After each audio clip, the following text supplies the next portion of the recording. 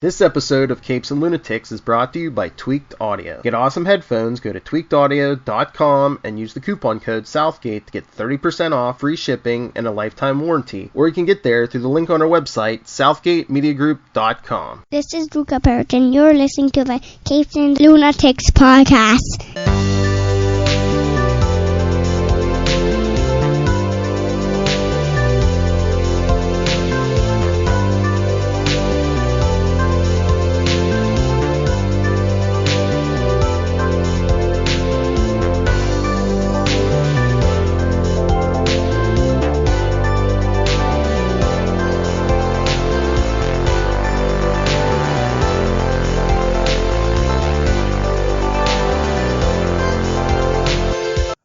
Me hearties, and welcome to Full Stream Ahead. Arr! I'm your host, Charlie, the Professor Esser, and with me, as always, is my skinny rich friend. It's Mozz. Hey, Mozz. Welcome back to Full Stream Ahead, Season 1, Episode 3, where we are going to be discussing Season 1, Episode 3 of The Boys. Get some. It's the race of the century, A-Train versus Shockwave, vying for the title of World's Fastest Man. Meanwhile, the boys are reunited, and it feels so good. Who's got our credits this week? Where are the credits? There we go. Our director is Philip Screechia? As Phil Screechia. Another Phil. Phil sent Phil.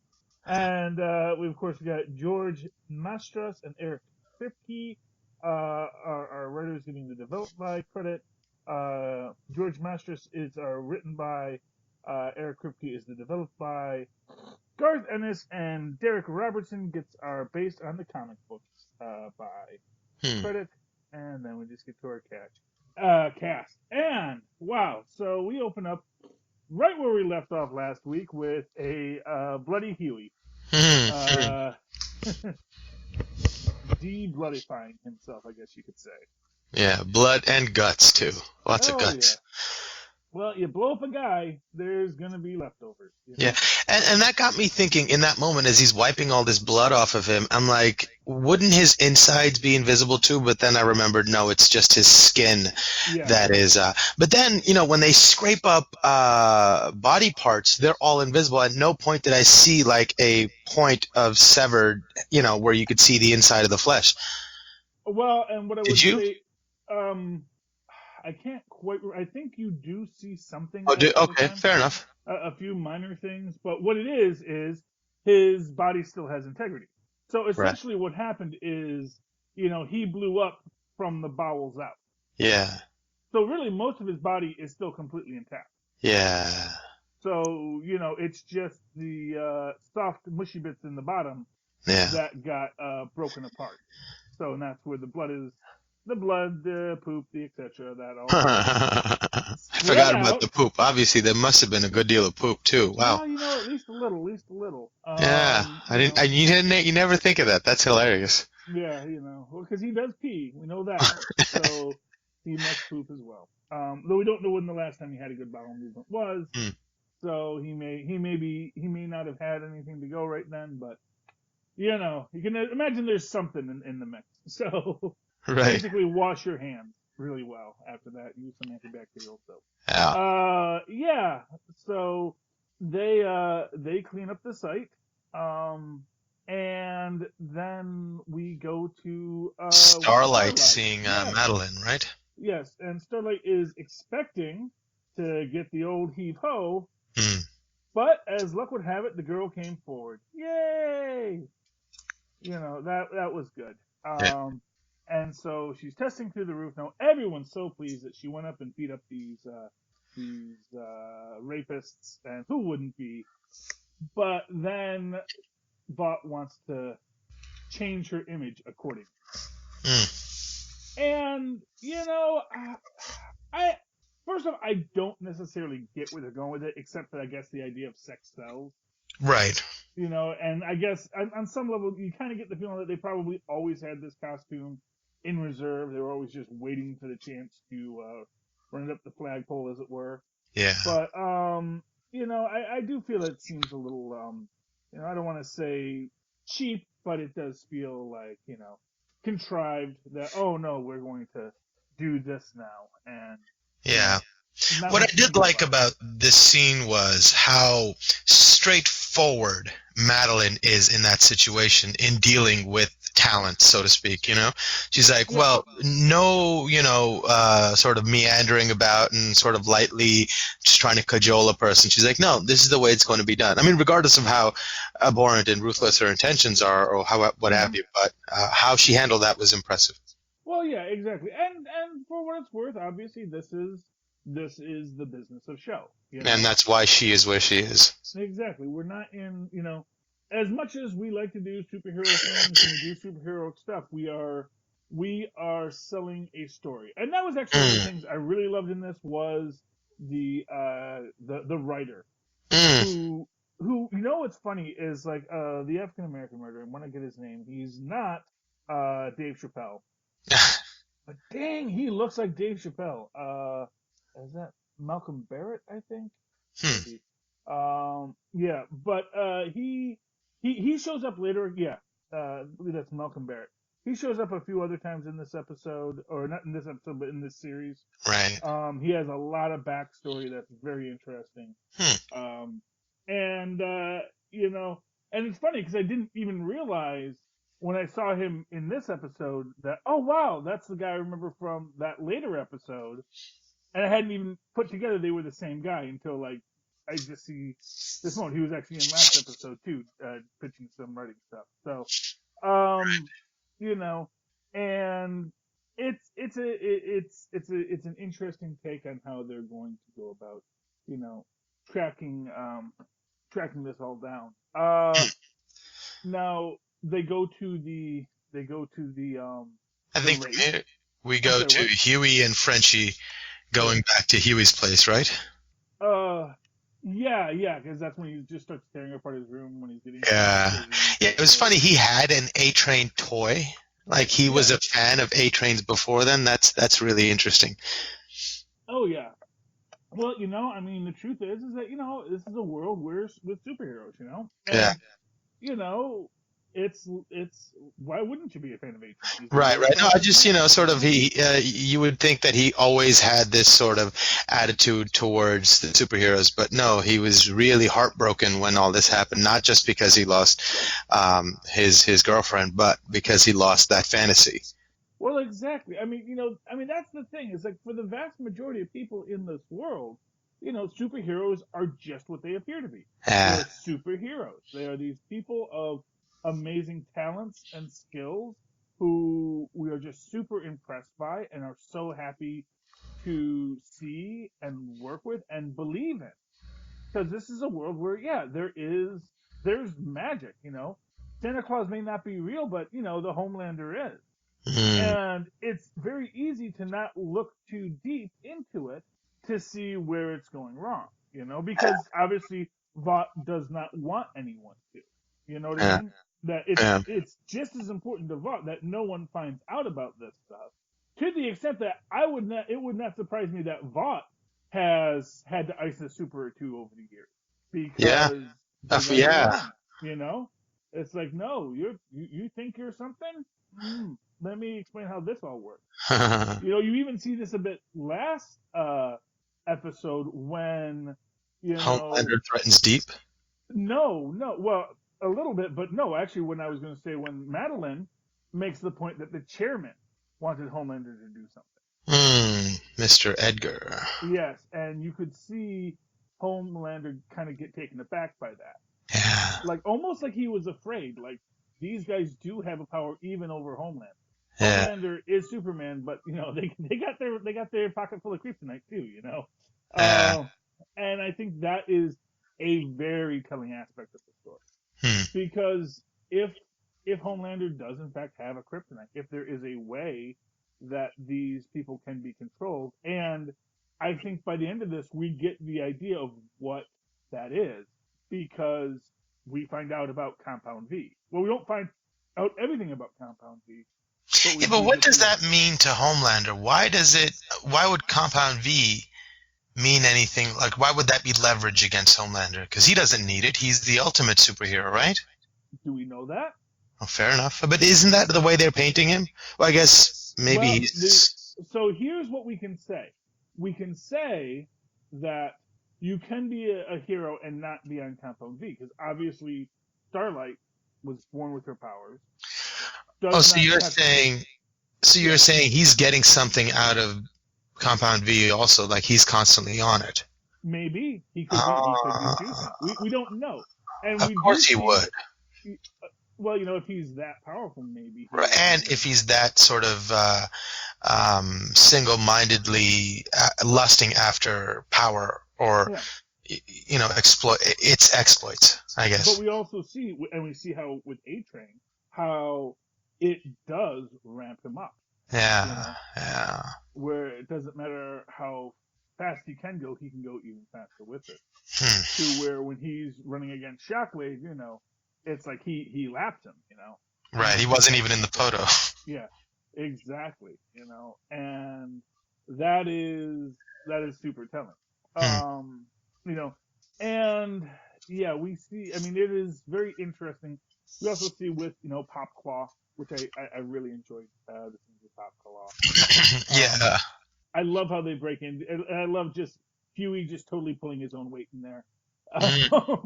Where he's just like, no, we're gonna upgrade your system, and not for nothing. How does a superhero not know? Don't open your door to the cable guy if you didn't call for the cable guy. Isn't that just a prerequisite in any world that you don't open the door if you don't know who that guy is? Yeah, you're Pop Claw, but who's to say what the other guy is?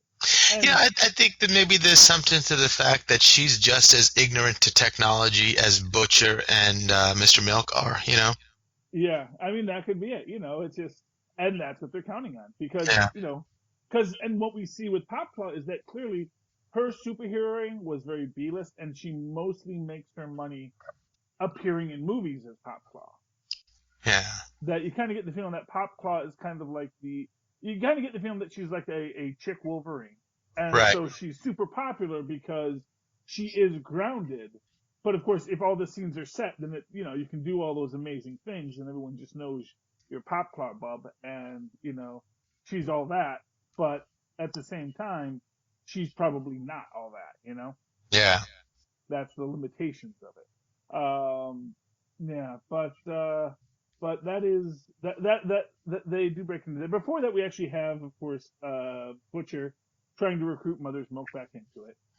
And, just such a bold-faced liar. Like, oh, Frenchie, I haven't seen him in years. Like, he's gonna see Frenchie when he goes in the room, Right, but he's planned for that. He's arranged for that. He's accounted for that, He's just getting things done. Telling him whatever he needs to hear in order to get the job done, Yeah. And that is what that is. It is, I'm not sure, if it, obviously he has these people's loyalty, and that's what, that's the crux of the biscuit is, the loyalty is there. Right. So he knows when he tells them a bold-faced lie, they're going to accept it and they're going to go with it. Right, because the bold-faced lie is periphery to the central narrative of what's happening, is that I killed Translucent, and that was a true thing, and that is what moved Milk to join the fight. Mm-hmm. And that was all true. The periphery stuff you could, window dress up a little bit, and when they get to it, they'll recognize themselves also that the central narrative is worth pursuing, and that's why we're all here. Mm-hmm. I think that's his perspective. Yeah. We get a nice callback to that in the next episode too. Yeah. With reference to the Spice Girls. Beautiful, beautiful metaphor. Yeah. What's Ginger doing? Anyway. Yes. Well, Ginger was the one was really the Mike Nesmith. People don't even realize that she was the Mike Nesmith of the Spice Girls.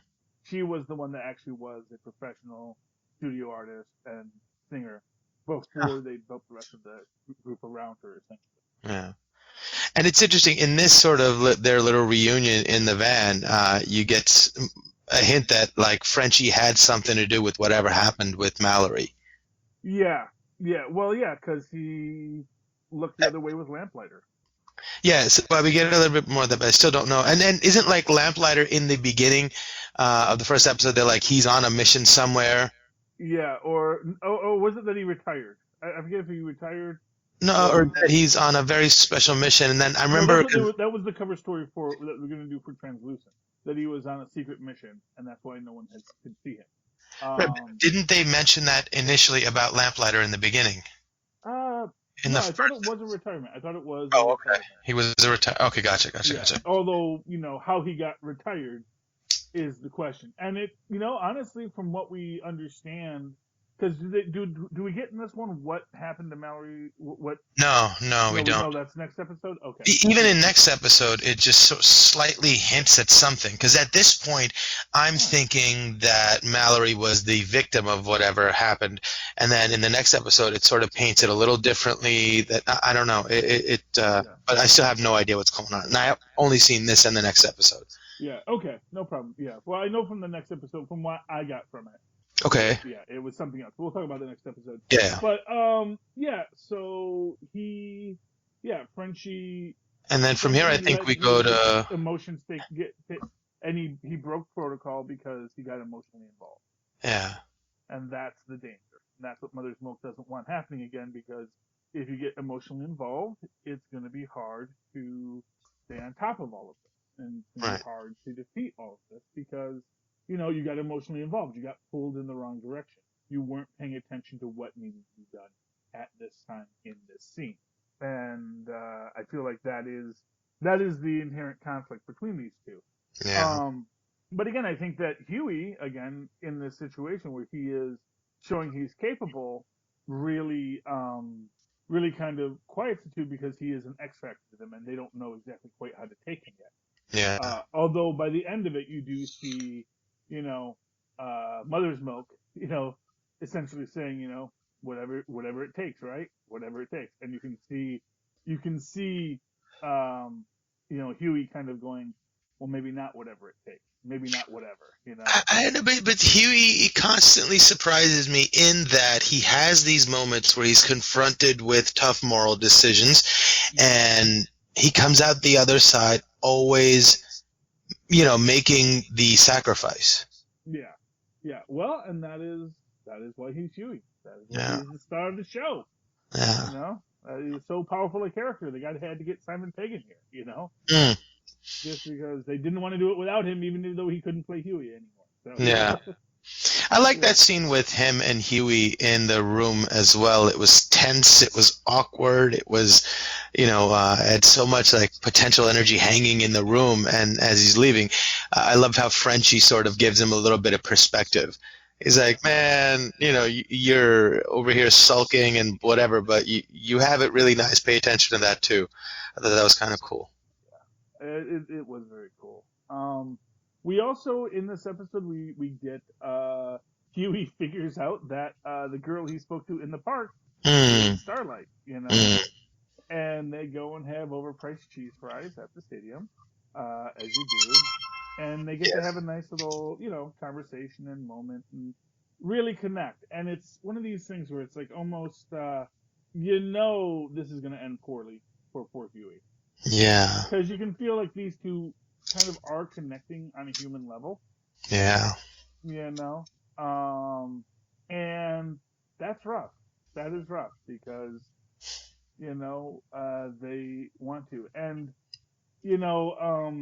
and Huey, of course, he's got his own issues here because he's trying to do, he turns off the thing because he doesn't want them eavesdropping on him and her while they're talking, But it's also interesting to me that in this scene, we actually see Butcher looking at Homelander and Maeve, in the stand. And Homelander catching his eye and making eye contact. Yes, but it does look like he doesn't know who he is. You thought so? I thought it was more like like an OK Corral, High Noon sort of stare down before they turned around and drew their guns kind of thing. Well, that's what I thought too until we get to the end, and it's like Homelander's not even thinking Billy Butcher. So he has no idea who. He's just like, there's some guy. That's kind of cool. It's like, what is this guy looking? And this guy's looking like, I'm coming to kill you. People stare at him all the time. Yeah. That's the thing, and for all the stuff that Homelander has done over the years, maybe there's a few people out there that look at him like, I want to kill you, and he's like, yeah, go ahead, try. Yeah. So is it in this episode or next episode where they find the remains of Translucent? That's the very end of this episode. So because it's on the inside of the thing, it says, "I'm coming for you," and that's the look he had in his eye in the stands when he was staring down Homelander. So he's got to be able to put those two together, I think. But apparently, because we don't see any hint to that in the next episode. And it's sort of, they imply that same sort of obliviousness to superheroes in general when they have the run-in with A-Train, and Huey's looking at him dead in the face and he doesn't recognize him. Yeah. And again, it's that idea that, they see so many people all the time. Yeah. That are separate from these people, as Raul Julia said, as the character from Street Fighter, Colonel Bison, he says, I know when I came to your village and ransacked it and killed your family, that was very meaningful for you. But do know that for me, it was just Tuesday, and that's how these guys are. It's like, you know what, dude? Yeah. It's kind of like the reverse of the Superman thing where nobody recognized him with his glasses on. It's kind of like, oh, you don't recognize anybody because you're that special. Well, exactly, and I think there is some strong argument for that. And who knows, maybe a lot of these guys just have hard times with face. I have an awful time with face. I cannot identify someone. It takes me a year to really be able to spot a face in the crowd. It's weird, Also, I have really bad eyesight, so that doesn't help. So, but yeah. We also get that great scene with Homelander and Maeve going to save the day, and Homelander takes a very, very specific kind of pleasure out of killing the guy who had already given up. Yes, because honestly, I don't even know what that guy was thinking. Yeah, because it's like he's holed up, he's firing on people, he's definitely armed to the teeth. This is obviously going to bring about superheroes. I mean, part of me wonders if this was meant to be death by superhero. Right, or Vought planted that guy and then sent them over there to do their bidding, and the guy thought he was on the payroll, so I'm going to get arrested, and maybe even thought he was about to get arrested, but Homelander just wanted to kill something. Yeah. And the kind of the look in his eye, how much he was enjoying watching that dude die, just spoke to, again, that he was probably on the V, because he looked really wired in that moment. Yeah, well, and maybe he's always on the V. Yeah. That's the thing. It's like, and it is, I also love what we get with Maeve. You can tell that Homelander saw their relationship as a very different than it was, But at the same time, he sort of threatens her if she ever dates anybody else. Well, exactly. Well, that's the idea, is that it is that he sees their relationship as, we're together forever, and it never was. It was like they were together, and she didn't have really a voice in that. She had no choice in that. What happened was she was, So I guess he's also having relations with Madeline. Possibly. We don't know that because we don't see them actually have sex at any time. Yeah. So we know that she has a baby, and like I said, I really feel that's Homelander's baby. But then again, it's that weird thing where he has so much jealousy of that baby. Yeah. Like the first time we see the baby, he's like all goo goo gaga at it. But then as the time goes on and he's not getting Madeline's attention, he gets very, that mewling baby view of it, So I found that like the most interesting aspect of Homelander's character and story there is that, yeah, he is absolutely, not cool with anyone, Like he is always looking for someone to tell him what a good boy am he. And when someone else gets attention, it is bothersome. Mm. It angers. And isn't that interesting? Doesn't that make for a well-rounded individual? Oh, yeah. And, then of course we get to our final scene with the landlord. Mm.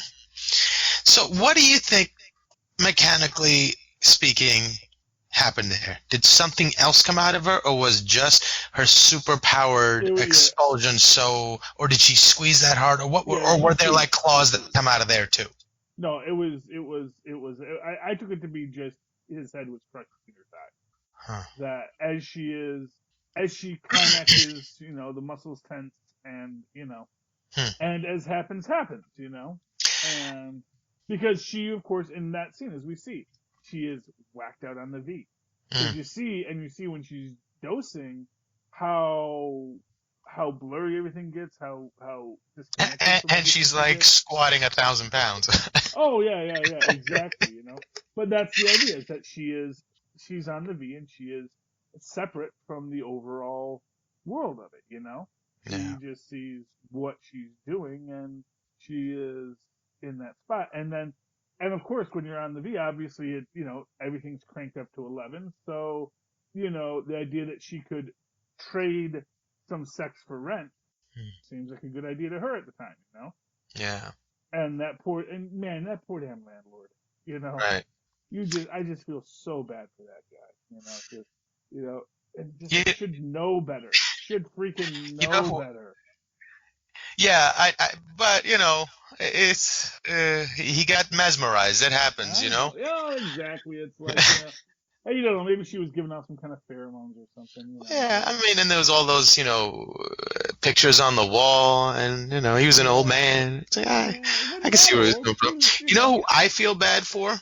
Who? I feel bad for the actress playing Pop Claw, because as disgusting as this scene was, the most disgusting scene to me was the scene where she's on top of A-Train. She goes, "You want me to do the thing?"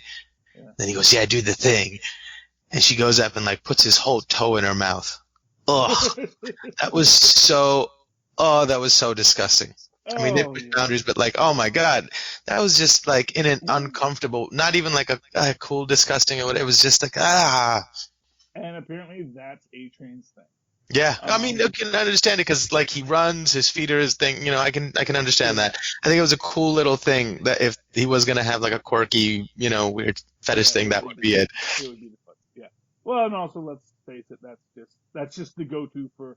Maybe want to say this guy has a creepy sex thing. It's like always feet. Right, but that poor actress, she had to. I wonder how many takes they had to do that. I'm sure they didn't make a movie because honestly, if she's got to do it, she's going to do it right the first time. Right, that's true. That's true. And it's not like, unless it's the director's thing, it's not like he's like, I don't know, I guess that looked good. What is that even supposed to look like? Oh, but yeah.